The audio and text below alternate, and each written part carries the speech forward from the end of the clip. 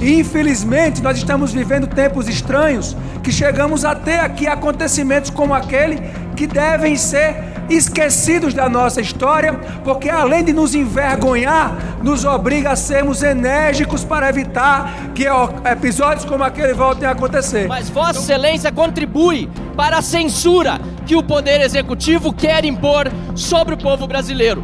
Mas, com esse projeto de resolução agora, Vossa Excelência pode vir a ser o braço da ditadura sentado na cadeira de presidente, tentando punir deputados que fazem a obstrução legal e regimental contra qualquer tipo de ditadura e censura. Eu já havia iniciado a votação da matéria seguinte. Vossa Excelência precisam estar no plenário se quiserem pedir votação, mas não pediu. Pediu depois que eu já tinha proclamado o resultado e já estava na matéria seguinte. Vossa Excelência terá a oportunidade amanhã de, no mérito da matéria, se posicionar e expor a sua posição contrária ao projeto. Senhor presidente, eu protesto porque haviam 2 deputados aqui no plenário. O deputado Ricardo Salles nenhum não pôde pediu nem... a votação nominal, não, mas não Marcelo. pôde nem Nenhum registrar. solicitou. Pediu e nem Nenhum pôde solicitou. registrar, senhor presidente. É sua palavra contra mim e pelo visto, senhor presidente, o senhor está perdendo a... Vossa Excelência deveria estar em plenário. Vossa Excelência quer chegar depois e quer aparecer. Se a presidência não vai permitir isso. A decisão está tomada, votação feita, proclamado o resultado. Amanhã votaremos o mérito da matéria. Foi pedido nominal, existe a voz de um deputado eleito pelo povo pedindo nominal, o senhor certamente não ouviu, e eu gostaria, como um democrata que é, que restabelecesse nesta casa o respeito ao parlamentar que de forma, mesmo que única, tenha pedido de forma nominal, porque isso é captado nos áudios da casa. Essa matéria, diante do grave ocorrido que essa casa viveu na retomada dos trabalhos. Todos aqui que fizeram e participaram daqueles momentos sabem que momentos como aquele não podem, não irão se repetir aqui nesta casa sob a nossa presidência. Essa é uma demonstração clara de que esta presidência não aquecerá para movimentos como aqueles que aconteceram aqui naqueles dias. Essa é uma demonstração de que nós precisamos ser enérgicos com esse tipo de atitude. Eu quero apenas solicitar a Vossa Excelência que estamos aqui votando a urgência. Nós vamos designar um relator que poderá negociar o texto. Essa é uma ideia inicial. Não há desta presidência o interesse de hipertrofiar os seus poderes. O que há dessa presidência e da mesa da casa ao apresentar esse projeto é o desejo de proteger o bom funcionamento da Câmara. Mas algo precisa ser feito, porque como nós estamos tendo movimentos completamente desequilibrados, nós só vamos conseguir controlar isso se tivermos sob a mesa, não sob essa presidência, mas sob a mesa, a condição de, se acontecer novamente episódios como aqueles que aconteceram, nós temos a condição de punir, de sermos pedagógicos com quem não cumprir o regimento interno da Câmara dos Deputados do Brasil. Eu vou utilizar aqui um eufemismo deselegante da sua parte, de basicamente eu conversar hoje com o relator, conversei com o Geidel, alinhamos um texto para que a casa siga um caminho de pacificação, de conseguir propor boas medidas aqui para essa casa, mas após a fala do deputado Maurício Marcon, o senhor rapidamente finaliza a votação, sendo uma votação simbólica de um tema importante. Quando o projeto é bom, não precisa atropelar. Então eu queria deixar isso aqui bem especificado, porque não acredito que essa seja uma postura que o presidente deva adotar aqui nessa casa, seja para quando me interessar e quando também não me interessar. Segundo ponto, a sua resolução, presidente, que diz a respeito de punir aqui as pessoas que fizerem obstrução por qualquer meio, eu vou ser bem sincero, a esquerda também já te utilizou dessa mesma atitude para poder ocupar aqui essa mesa. As medidas, senhores, zero. Sabe o que é desrespeito para mim e desrespeito a esse Congresso? Rachadinha. Rachadinha faz a imagem desse Congresso aqui ficar manchado. Sabe o que mancha a imagem do Congresso, presidente? O presidente do Congresso, Alcolumbre, dizer que não importa se tiver 81 assinaturas, que ele não vai patar o impeachment do Alexandre de Moraes. Isso é desrespeito com quem é legitimado para poder representar o povo. Sabe o que é desrespeito ao Congresso Nacional? Quando esta casa reprova o aumento do IOF e o PT aciona o ministro Alexandre de Moraes para poder derrubar o IOF, e essa casa, sim, neste momento, é desrespeitada. Sabe o que gera uma imagem negativa do Congresso para a população? Quando os crimes aqui dessa casa ficam impunes. Agora, deputado aqui na nossa frente, senhor presidente, se possível, eu peço só um pouquinho de atenção. Obrigado, sem problemas. Para mim, presidente Hugo Mota, o que desrespeita aqui essa casa e gera uma imagem negativa para a população brasileira é quando um deputado do PT dá um tapa na cara de outro deputado aqui e nada é feito. É quando, por exemplo, não há nenhuma linha, inclusive de Vossa Excelência, para poder rechaçar a agressão que eu sofri aqui nessa mesa. Inclusive, Geidel, os seguranças estavam aqui e viram. Eu não preciso mentir para poder me vitimizar, que isso não é coisa que eu faço em nenhum momento da minha vida. Desrespeito ao Congresso, mais uma vez, é quando nós temos acordos firmados e isso não é respeitado. Desrespeito para mim ao Congresso é quando nós temos maioria para poder aprovar a anistia, isso não é pautado. Desrespeito ao Congresso é quando nós temos aqui a maioria para poder aprovar as prerrogativas, isso não é feito. Isso sim, de fato, que eu acho que gera uma imagem negativa para o Congresso. Não é porque nós estivemos aqui alguns 100 deputados aqui em cima, que isso deslegitima o Congresso. Pelo contrário, a população, não tenho dúvida, você perguntar para a grande maioria, estava ao nosso lado. Porque desrespeito à população, feita por esse Congresso, é quando a gente aumenta cargos para dentro de gabinete do Supremo Tribunal Federal, gerando mais despesas para a população. Desrespeito é quando é mobilizado todo um Congresso para poder votar mudança de nome de viaduto. Isso para mim é desrespeito. Como explicar para a população que 513 deputados são desrespeitados por um juiz? Isso para mim é desrespeito. Agora, um ato simbólico, Zé Medeiros, aqui em cima, para poder clamar a atenção de que nós estamos sendo desrespeitados como parlamentares, isso sim para mim é desrespeito. Sabe o que é desrespeito? É quando nós temos uma CPMI que é para investigar as pessoas que roubaram velhinhos no INSS. O presidente e o relator não assinaram a CPMI, ou seja, já nasce com um contraditório, já nasce com um desrespeito, porque se dependesse deles, a CPMI não estaria instalada.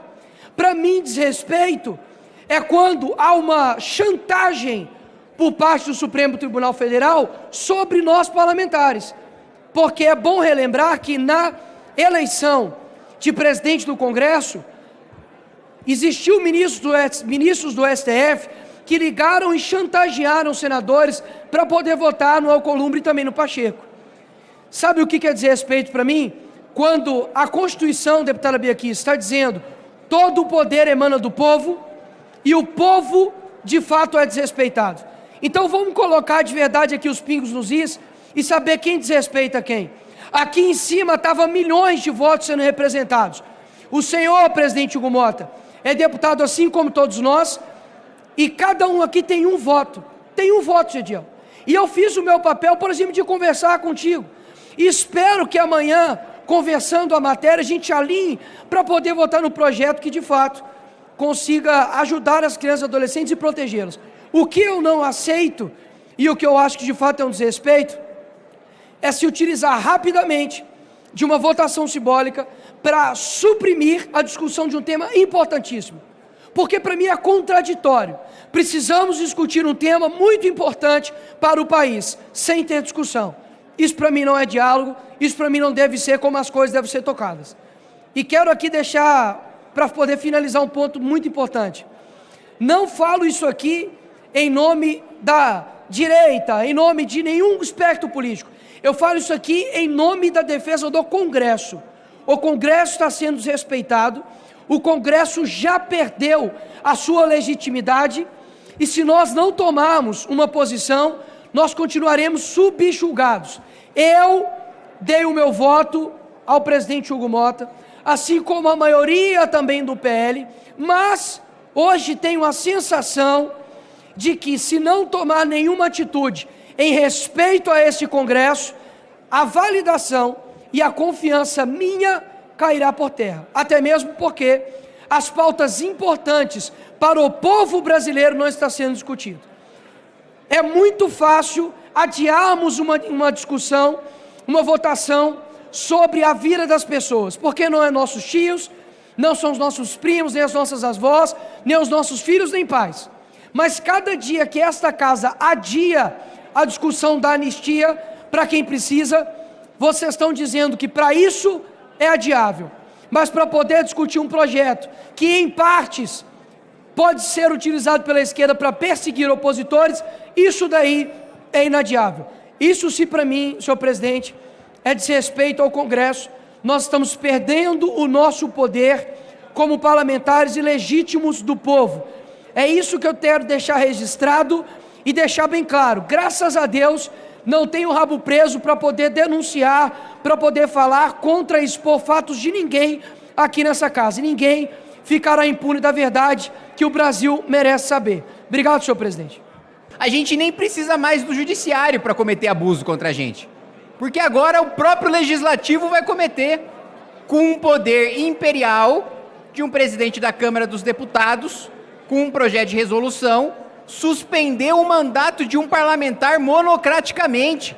E a decisão dele vai valer enquanto não tiver reunião da mesa.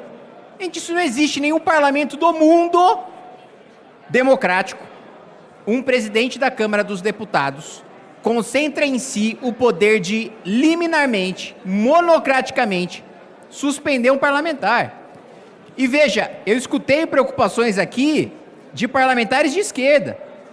Eu sou a favor, sim, que se passe uma régua. Olha, a partir daqui não pode mais ocupar a mesa diretora. Ótimo, porque o PT já ocupou lá atrás com a Fátima Bezerra, dessa vez foi o PL, vamos passar uma régua, tá, agora não pode.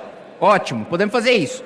Agora, dá o poder para o presidente da Câmara dos Deputados suspender o mandato de uma pessoa sozinho. Amanhã pode ter um presidente que não gosta do PCdoB, do PT, do PSOL. Amanhã pode ter um presidente que vai ser desafiado por algum parlamentar de esquerda. E aí ele sozinho vai suspender o mandato de uma pessoa. Isso não é razoável, gente. Independentemente do ponto de vista ideológico. Veja, e quando um presidente que não gostar de um parlamentar de esquerda no futuro, porque eu ouvi aqui também uma argumentação, não, mas é só agora, depois é projeto de resolução, a gente muda para o próximo presidente.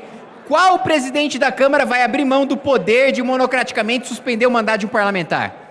Nenhum, jamais, nunca nenhum presidente da Câmara abriu mão de 1 centímetro de poder.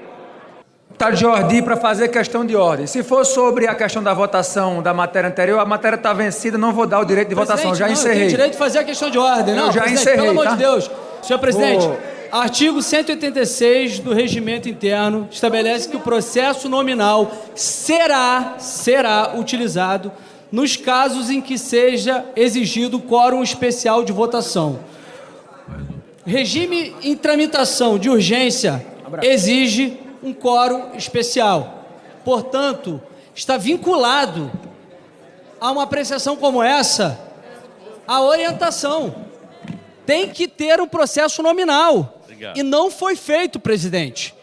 Eu quero sinceramente, não acreditar que Vossa Excelência esteja fazendo escola com Alexandre de Moraes. Porque o presidente, que muitas vezes tem sido democrático, quer tratorar toda uma bancada que é contrário a essa proposta. E que deve ter um diálogo, que deve ter aqui um debate. Nós temos o direito previsto no regimento interno. Inclusive, peço aqui ao secretário-geral da mesa, Lucas, que possa falar com o presidente. Que o que está disposto no artigo 186 é que é processo nominal. Isso é tratoragem, é passar por cima do direito não da oposição, mas do plenário. É passar por cima da votação, que não pode ser simbólica. É algo que está previsto na Constituição da Câmara dos Deputados, que é a nossa lei.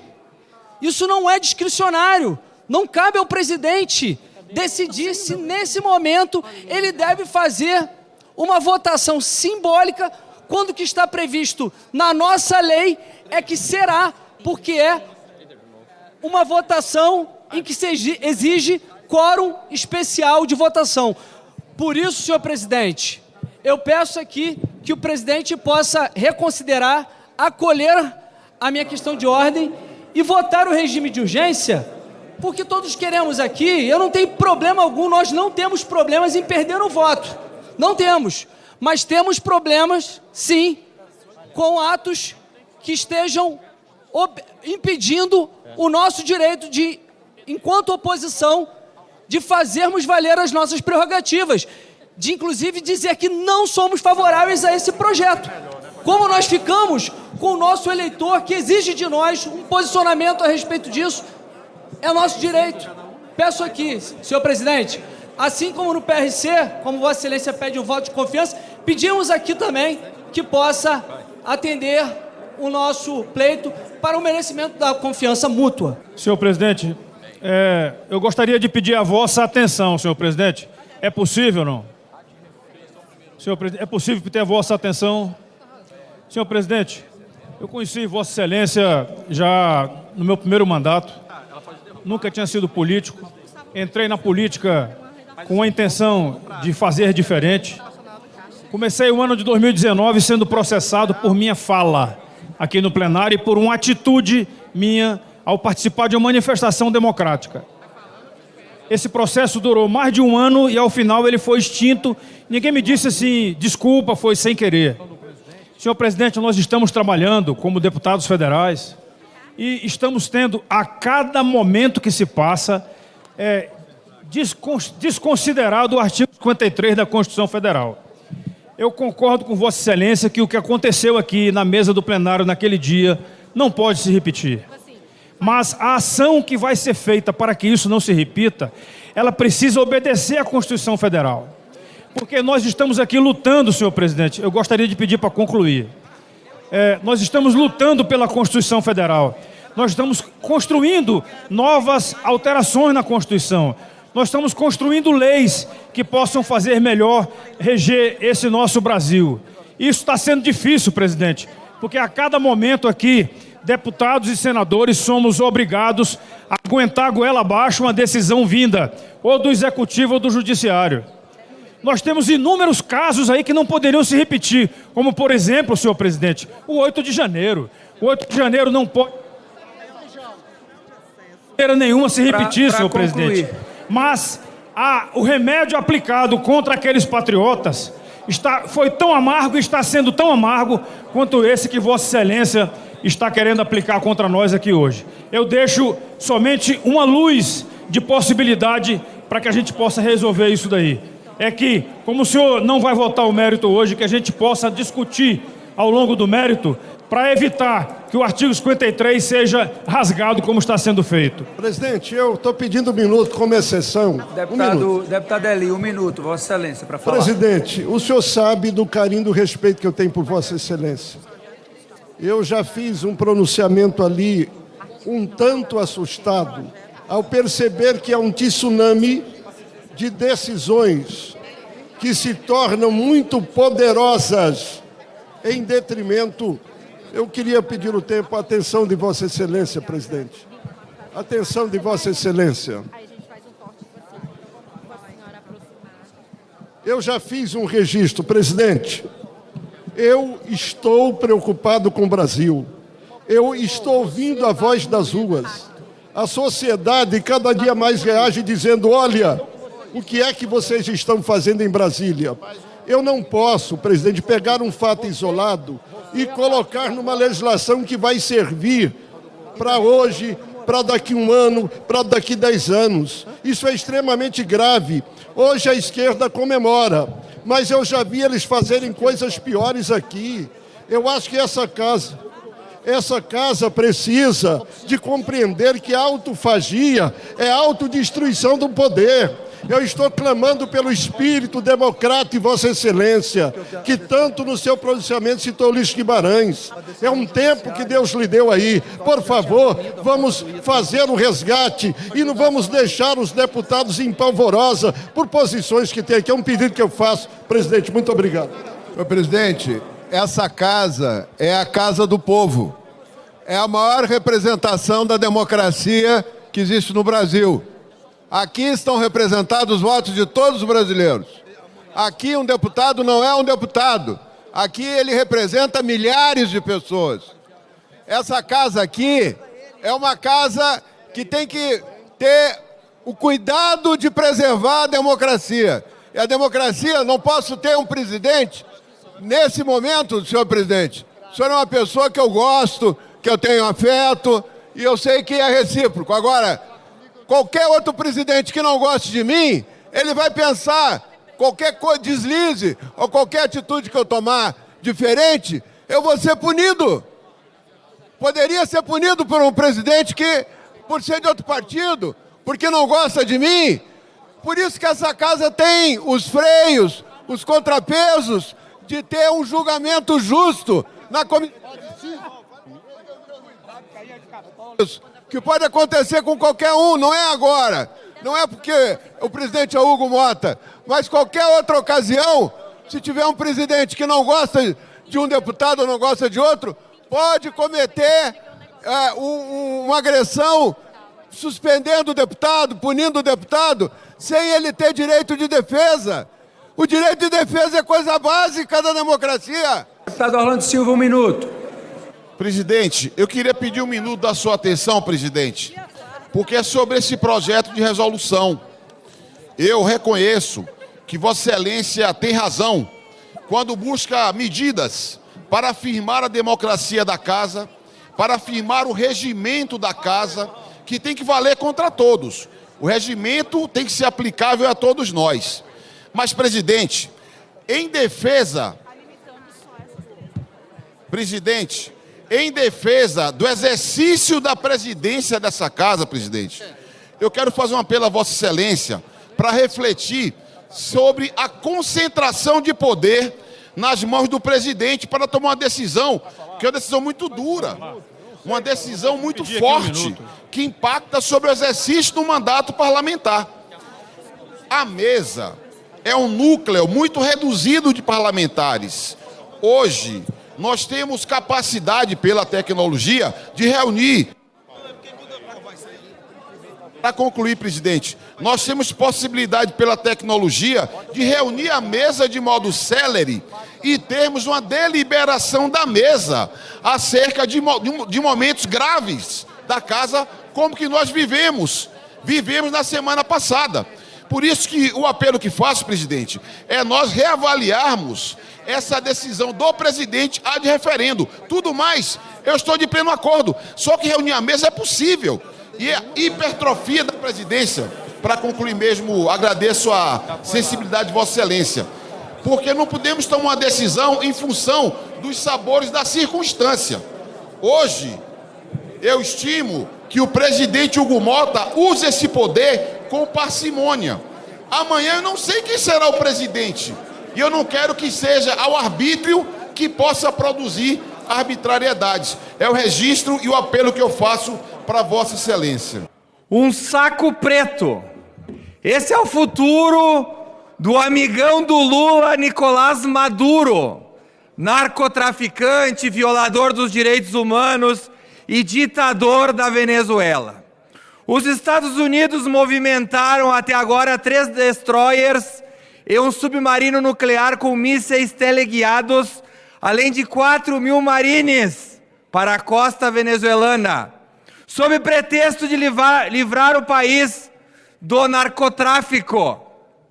Lembro aos amigos que o presidente Lula recebeu esse marginal com honras militares no nosso país em 2023. O mesmo presidente Lula que recusou que o PCC e o Comando Vermelho estivessem na lista de terrorismo dos Estados Unidos. O presidente deste país, cada vez mais isolado no cenário internacional, vai presenciar a morte de um tirano que faz fronteira com o nosso país, que ao contrário do seu povo, que 90% está na miséria, ele não. Ele está bem gordinho, com relógio caro, roupas finas, e assim que for enterrado, os bichos vão ter muito trabalho para comer, porque além de ser uma carne podre, tem muita gordura naquele corpo, ao contrário do seu povo. Os Estados Unidos mandam um recado muito claro: terroristas, narcoterroristas terão o mesmo destino, que será a vala comum de onde os tiranos devem estar. Quero ver se Lula não vai mandar um jatinho da Força Aérea resgatar o seu amigo gorducho, lá o narcotraficante. Presidente, o nosso país, ao rejeitar colocar PCC e Comando Vermelho na lista de terrorismo do mundo, dá um sinal muito claro de quem este governo está ao lado, de terroristas como Nicolás Maduro. Espero que apodreça no inferno e que a Venezuela volte a ser livre. Obrigado, presidente. Presidente, eu quero que todos nós possamos refletir um pouco. Nós estamos vivendo um momento nesse país em que o governo manda uma medida provisória, 303, querendo aumentar mais impostos. A gente teve o desprazer, e aí eu digo para a democracia brasileira, para o país, de ver o STF revogar uma decisão dessa casa que se manifestou contra o aumento de IOF, veio o STF e rasgou a Constituição, desrespeitando o Poder Legislativo. Agora nós vamos votar aqui criando mais cargos comissionados no STJ. Mais cargos comissionados, mais despesa numa estrutura judiciária que é uma das mais caras do mundo. E vamos fazer isso assim de forma assodada. Portanto, a retirada de pauta não é uma questão de oposição ou de base, é sensatez, é defesa do país, é analisar isso com prudência. Mais gastos no judiciário e a gente vota como se fosse urgente, é retirar de pauta.